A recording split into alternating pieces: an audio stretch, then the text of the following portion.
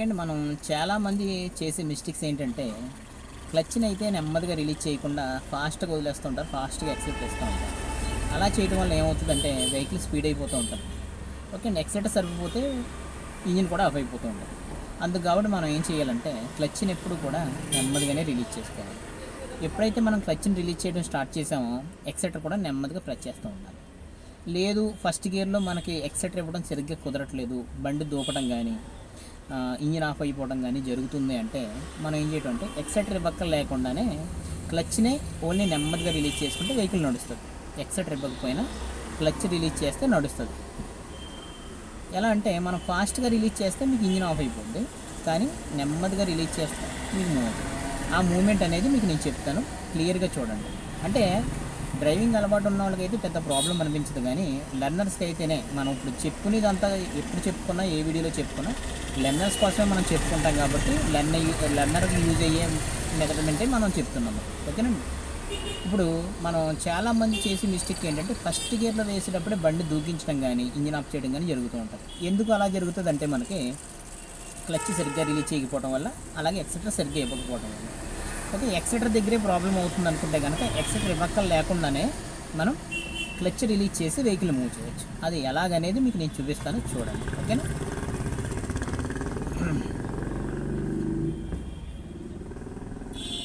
చూడండి, ఇక్కడ మనకి పెడల్ దగ్గర మీకు చూపిస్తుంటాను, స్క్రీన్లు నడుస్తూ ఉంటాయి. ఎలా నడుస్తుందో మీరు గమనించండి. ఓకే అండి. మనకి మామూలుగా క్యాజువల్గా అయితే మనకి సీట్ బెల్ట్ పెట్టుకునే అంత అలవాటు తక్కువగా ఉంటుంది. మామూలుగా ట్రాఫిక్ రూల్స్ ప్రకారంగా అయితే సీట్ బెల్ట్ పెట్టుకోండి ఖచ్చితంగా. సీట్ బెల్ట్ అంటే ఏమీ లేదు, సింపుల్గా మన పక్కనే ఉంటుంది కాబట్టి సీట్ బెల్ట్ ఎలా తీసుకోవడం, దీన్ని లాక్ చేసుకోవడం. ఓకేనా, అంతే, సింపుల్ ప్రాసెస్ అనమాట. ఓకేనండి. వేసుకున్న తర్వాత మనకి ఇంజిన్ స్టార్ట్ చేసుకుంటాం.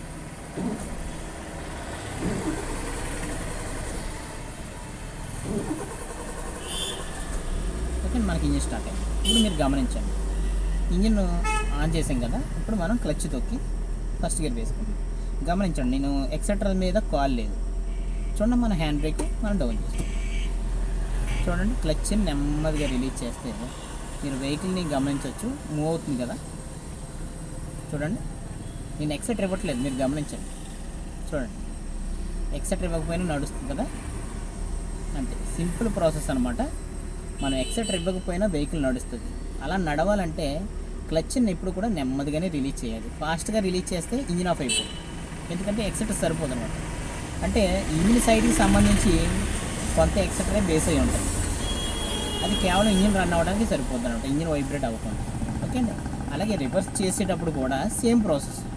ఫస్ట్ గేర్ వేస్తే ముందుకు వెళ్తాం, రివర్స్ గేర్ వేస్తే వెనక్కి వెళ్తాం. గమనించండి, ఇక్కడ రివర్స్ గేర్ చేసినప్పుడు కూడా నేను ఎక్సెటర్ ఇవ్వట్లేదు, గమనించండి. చూడండి, క్లచ్ని ఎంత నెమ్మదిగా రిలీజ్ చేస్తాను చూడండి, వెహికల్ నడుస్తుంది, గమనించండి. ఇంతేమాట, సింపుల్ ప్రాసెస్ అనమాట. ఎక్సెటర్ ఇవ్వకపోయినా వెహికల్ నడుస్తుంది. ఓకే, వెనక్కి అయినా సరే నడుస్తుంది, ముందుకైనా నడుస్తుంది. ఓకే, స్టాండింగ్కి రావాలంటే బ్రేక్ వేసుకుంటే సరిపోతుంది. ఓకే అండి. ఈ అయితే మాత్రం కంపల్సరీగా జాగ్రత్తగా చూసుకోండి, సరిపోతుంది. ఓకే, నెక్స్ట్ అలాగే